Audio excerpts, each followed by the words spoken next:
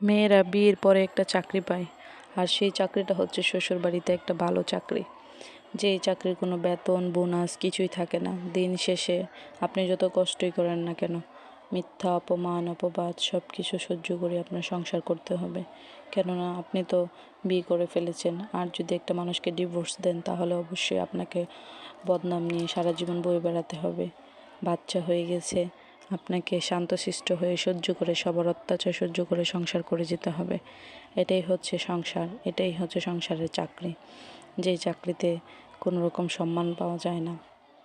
স্বামীর একটু ভালোবাসার জন্য আর বাচ্চার মুখের দিকে তাকিয়ে থাকার জন্য একটা মেয়ে দিনের পর দিন অনেক কষ্ট করে, যেই কষ্টগুলোর ভাগ সে কাউকে দিতে পারে না। আর একটা মেয়ে বিয়ের পরে যে কতটা অপমান অবহেলা এই পৃথিবীতে পায়, যে মেয়ে বিয়ে করে তার সংসার ভাঙছে বা কিছু হয়েছে সেই জানে। আপনি বিয়ে করছেন মানে আপনাকে আপনার ধৈর্য থাকতে হবে। আপনি ধৈর্য ধরে যদি কিছু করতে চান তাহলে আপনাকে অবশ্যই অপেক্ষা করতে হবে। কেননা এই তো মাত্র সংসার শুরু হয়েছে, এখন অনেকে অনেক কিছু বলবে, শ্বশুরবাড়ির অনেক মানুষই অনেক অত্যাচার করবে, তোমার সহ্য করে নিতেই হবে।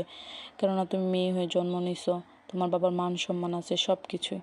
তো সব সময় বরাবর মেয়েরাই সব কিছু স্ট্রাগল করে, মেয়েদেরই কষ্ট হয়, কিন্তু দিন শেষে কোনো নাম থাকে না। তো এইরকম চাকরির কী মানে আমি বুঝি না।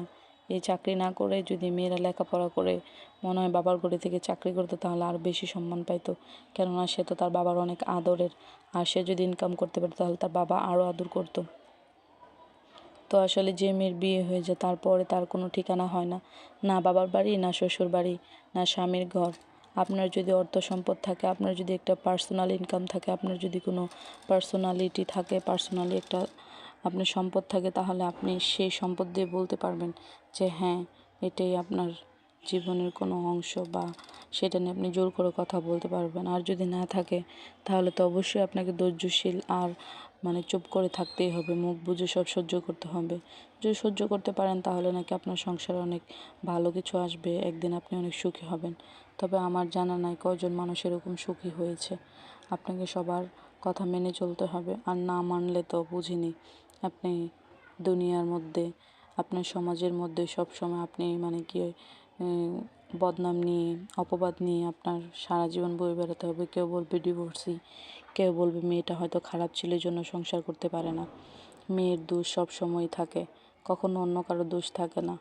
যে কারণেই হোক না কেন, যদিও সংসারের জ্বালায় সে মেয়ে ডিভোর্স চেয়ে থাকে, তারপরও মেয়ের দোষ হয় যে মেয়েটা মনে হয় খারাপ, মেয়েটা খারাপ বলেই তার সংসার ভাঙছে। সো জানি না কাদের কাদের মন মানসিকতা এরকম। আল্লাহ সব মেয়েকে সংসার করার সুন্দর করে তৌফিক দান করুক।